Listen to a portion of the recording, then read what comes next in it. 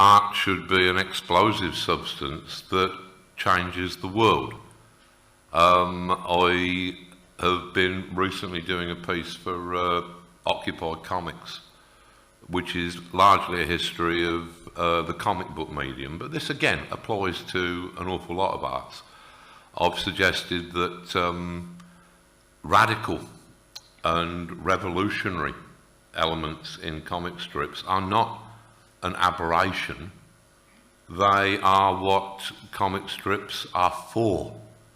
That since their inception, comic strips have been scandalous, scurrilous, generally aimed at the illiterate lower orders, or at least that was the perception, that since 17th century Italy, when people were drawing political caricatures on the side of cardboard boxes or cartons, we have had the word cartoon.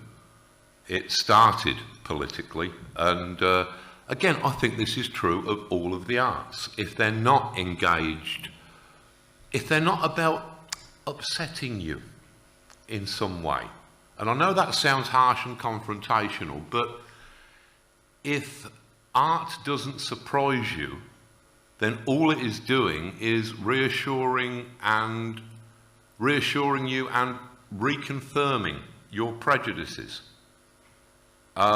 Most popular culture is, or a lot of it, is saying everything's okay. Everything's okay with the way that you think about things, with the way that you see the world. Everything's okay. Isn't it nice? Look, a butterfly. Whereas what art should do is, it's a way of talking without language. It's a way of speaking almost directly, heart to heart, mind to mind. That it's a way of combating loneliness.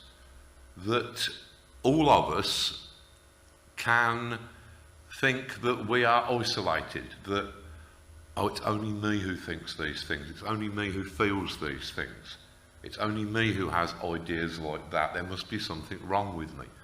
Then you see a piece of art and it makes you less alone.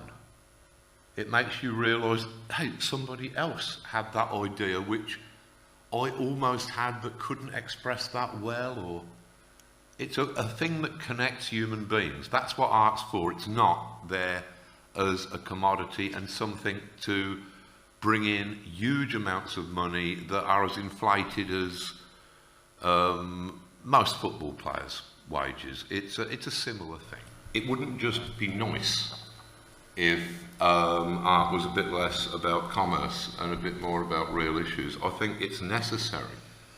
The times that we're entering into, we are breaching a threshold of complexity that is much greater than any that we've faced before. It's liable, as I understand things, that in probably the next 18 months, we will probably invent as many things as we have previously invented in the whole of human history. And then in the year after that, or the 6 months after that, or the 3 months after that, if the graph holds up, I believe there's a point in around about 2017 when we are duplicating the amount of knowledge that we have attained in the previous whole of human history every fraction of a second. That's if the graph holds up. The times that we are going through now are more complex and people feel more fragmented in terms of their personalities, in terms of their lives. The complexity keeps mounting. We need art more than ever. We need voices that can actually make some sense out of this chaotic storm of information that we find ourselves surrounded by. So, yes, it's not just that it would be preferable if we had some decent, committed art around at the moment. It's absolutely vital.